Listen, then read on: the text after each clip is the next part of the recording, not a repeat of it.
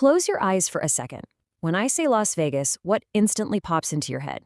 If you're like most folks, you're probably picturing flashing neon lights, massive casinos, and shoulder-to-shoulder crowds on the Strip.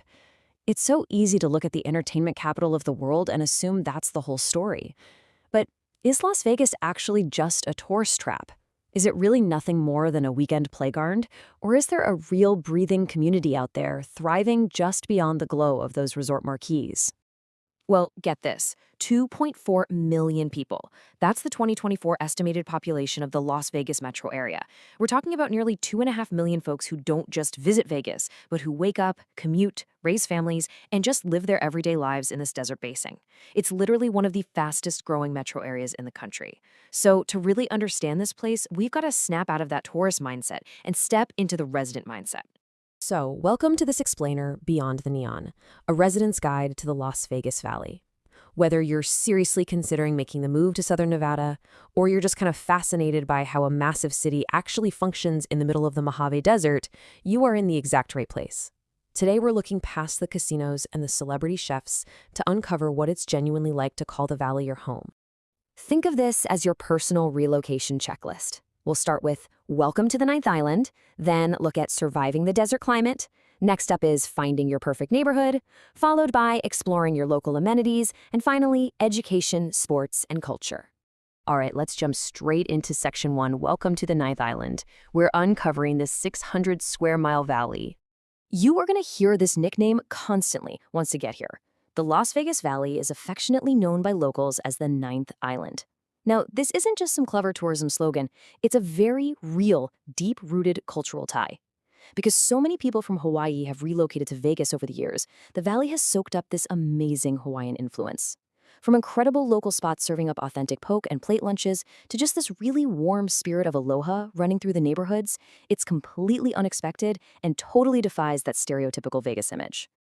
Geographically speaking, your potential new home is a sprawling 600-square-mile basin right smack in the middle of the Mojave Desert. But it's not just flat, endless sand, you know. The valley is beautifully framed by these dramatic, towering mountain ranges on every single side, north, south, east, and west. And these mountains aren't just pretty to look at. They literally contain the city's growth, they create these unbelievably vibrant sunsets, and they give you an instant escape into nature. It actually gives this massive metro area a surprisingly cozy vibe. Once you live here, you always know exactly which way is which, just by looking at the mountains. Moving on to Section 2, Surviving the Desert Climate. It's all about balancing that intense dry heat with perfectly mild winters. Let's talk weather. Come July and August, average highs are regularly soaring between 100 and 110 degrees Fahrenheit. Yup, it's a dry heat, so there's practically zero humidity, but man, it is intense. But here's the payoff: winter. In December and January, you're looking at beautifully mild daytime highs in the 50s and 60s with endless sunshine. Basically, you agree to melt just a little bit in July to earn these absolutely perfect January days. While half the country is busy shoveling snow, Vegas locals are out hiking, biking, and eating lunch on a patio. Now listen, the desert absolutely demands your respect. Dehydration and heat exhaustion, they can sneak up on you incredibly fast here, even if you're just out running some routine errands. You've got to carry water with you everywhere, and this is absolutely crucial. The inside of a car during a Vegas summer can hit lethal temperatures in a matter of minutes. You must never, under any circumstances, leave kids or pets in a car. It's the golden rule of living in the valley. So you might be wondering, where exactly does a city of 2.4 million people get its water out in the desert? Well, about 90% of it comes straight from Lake Mead, which is fed by the Colorado River, and the other 10% comes from groundwater aquifers. But what's really wild is how aggressively this region manages that water. Pretty much all the water used indoors is captured, treated, and then sent right back to Lake Mead through the Las Vegas Wash. It's this incredible piece of environmental engineering that makes sure the valley can actually sustain its massive population. Okay, Section 3, Finding Your Perfect Neighborhood. Let's talk suburbs and master-planned communities. If you want to understand housing out here, you really need to understand the master-planned community. This is the gold standard for Vegas living. Unlike older cities that kind of grew organically over time, much of the valley's residential space was meticulously designed from scratch. These are massive suburbs that beautifully integrate houses with grocery stores, schools, huge parks, dedicated bike paths, even man-made lakes and golf courses. They're built to be self-sustaining little ecosystems. You literally have everything you need within just a few miles of your front door.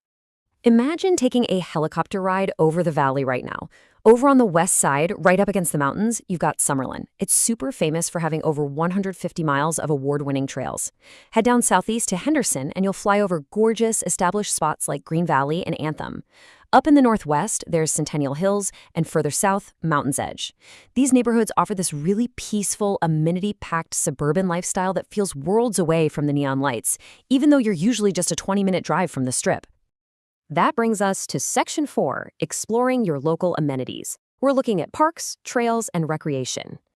I've got to tell you, the outdoor options here are genuinely world-class. Just west of the city limits is Red Rock Canyon. Think breathtaking hikes through these massive red sandstone peaks. Are you a cyclist?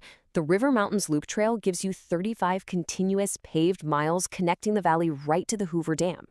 Need to beat the heat? Drive 45 minutes up to Mount Charleston, and you can actually go skiing in the winter. No joke. And for the extreme sports fans, Bootleg Canyon out in Boulder City is internationally known for offering some of the most rugged, epic mountain bike rides on the planet. Think about this. On a single Saturday in Vegas, you could spend your morning completely covered in dirt, tackling those extreme downhill trails in Bootleg Canyon. Then you head home, get totally dressed up, and spend your evening downtown at the Smith Center for the Performing Arts, watching a touring Broadway show or a world-class jazz orchestra. That kind of diversity, having high-end indoor culture right next door to raw, rugged outdoor adventure, is a huge perk of calling this place home. And finally, Section 5, Education, Sports, and Culture, how you actually build a life in the valley. For decades, locals here were practically begging for major pro sports teams. And wow, have the floodgates finally opened.